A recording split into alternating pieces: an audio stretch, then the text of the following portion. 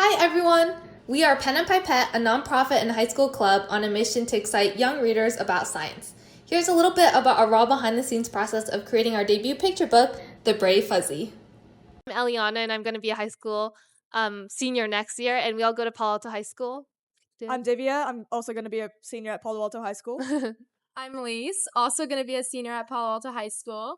I'm Ananya. I'm also going to be a senior at Palo Alto High School. I think you guys get the gist. And Cindy? And I'm Cindy, and I'm going to also be a senior at Palo Alto High School.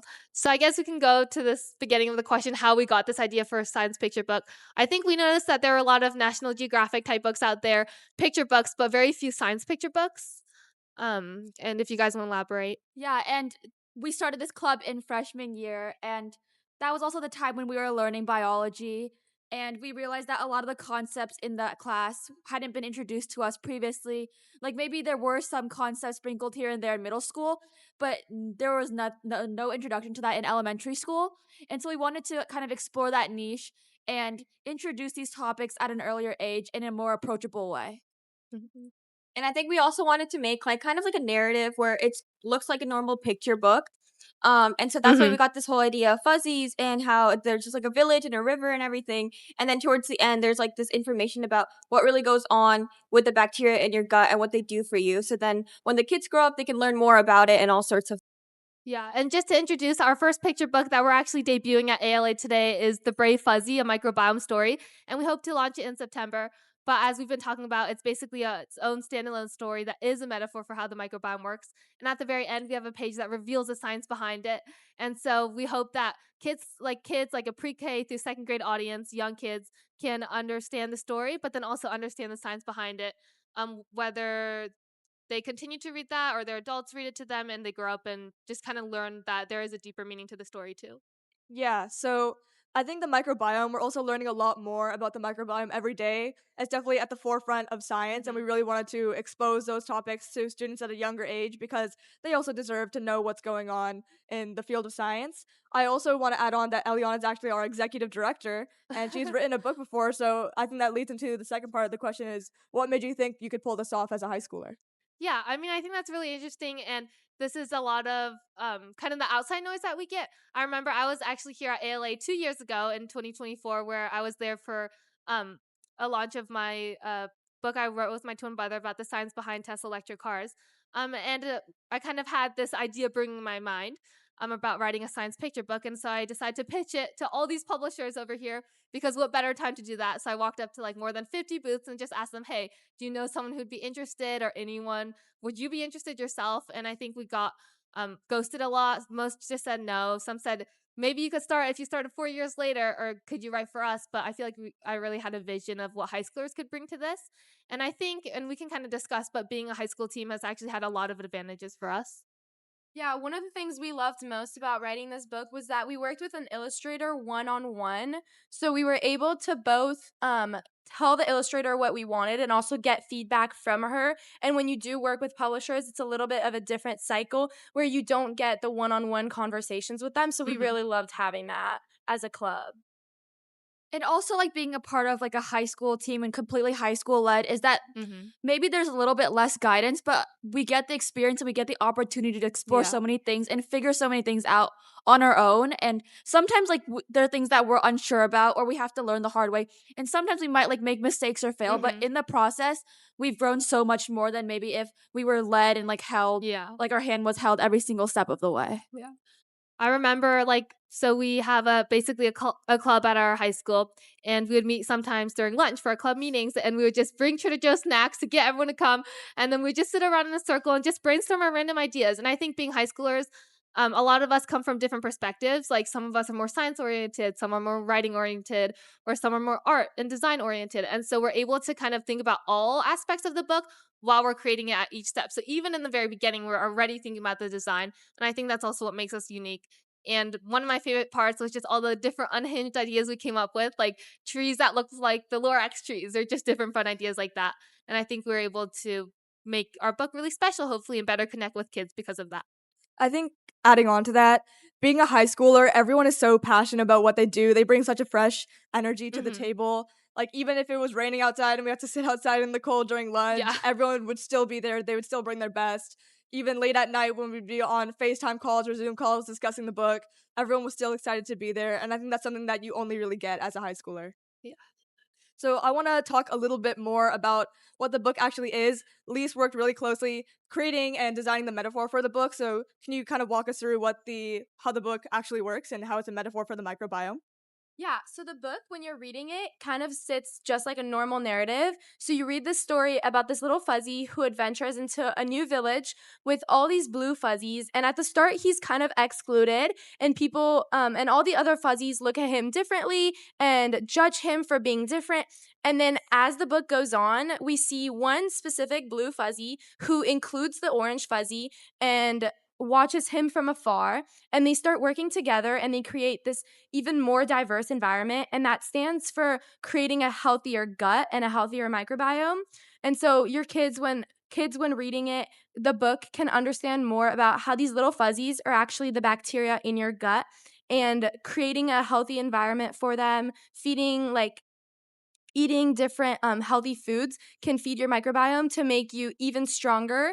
And in the book, we have little storms that come into the village very often. So at the start of the book, these storms wipe the whole village out, and they have to rebuild this village time and time again. And near the end of the book, when the village is diverse and has all these little different kind of fuzzies, you can see that the storm just passes and nothing happens to the village because it's so strong. And just to take a step back, I think from a strategic point of view, we thought the microbiome would be such an interesting topic because there's this niche audience of moms who are just love nutrition and want their kids to be healthy. And then also with like bioengineering and CRISPR techniques, we see microbiome being like a big potential field for the future. I guess Ananya, if we wanna dive more now into kind of the process behind the book, what our 2-year process has been like, some of our favorite memories. Yeah, so I know that you mentioned just being like in a high school club itself, just like meeting up with a bunch of different people, different grades, and understanding how everyone wanted this book to look like and what the path to be like.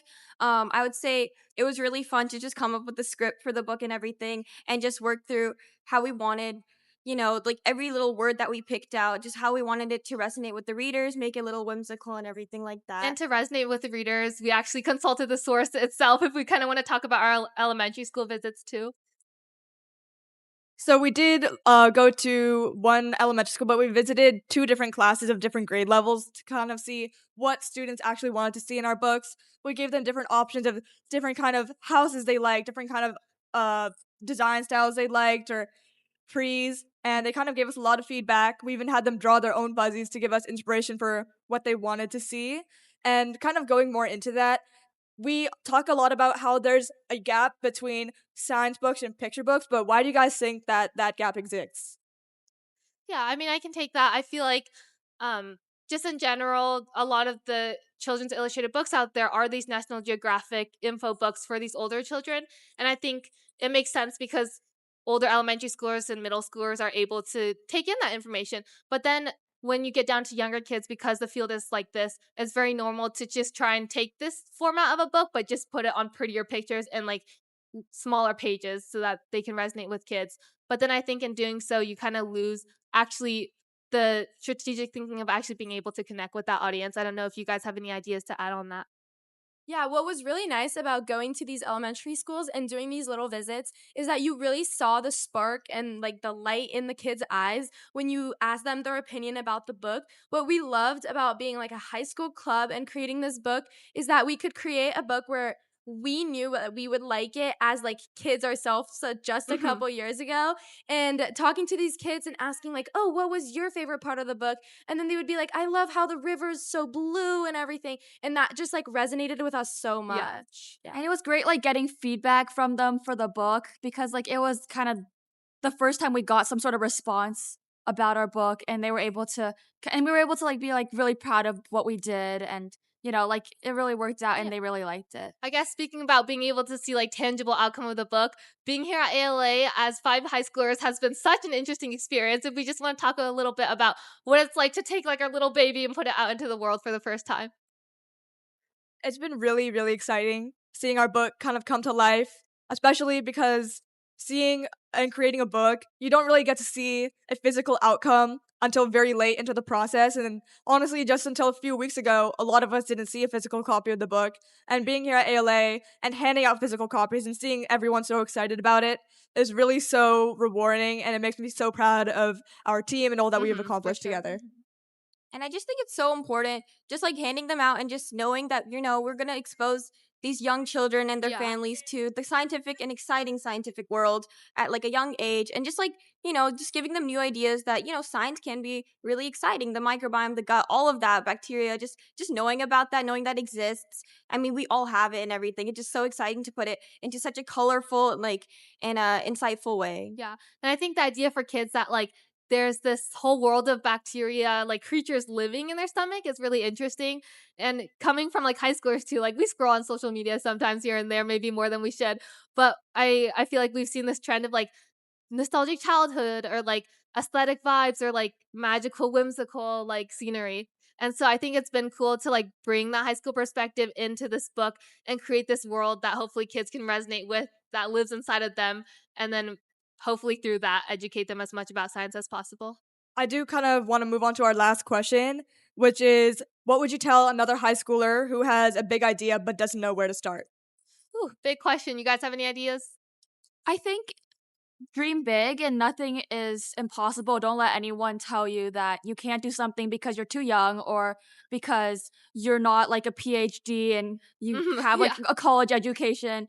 Like, always go out there and try, and it's okay to fail. And like, don't let anyone stop you from doing what you want to do or trying to accomplish your dreams, even if it might seem scary at first. What was super rewarding about being at ALA at the same time is throughout the process, sometimes we didn't fully believe in our ideas. Sometimes we were like, oh, what if this doesn't come out right? What if people don't understand it the way we wanted it to? And it was hard not knowing like what people would actually think of the book until the very end. So being at ALA and having all those people say, oh, congratulations for your first book. Congratulations for being a high school club doing this. So always believe like in your ideas, always like stay strong to like what you believe and what you think will make it big. Yeah.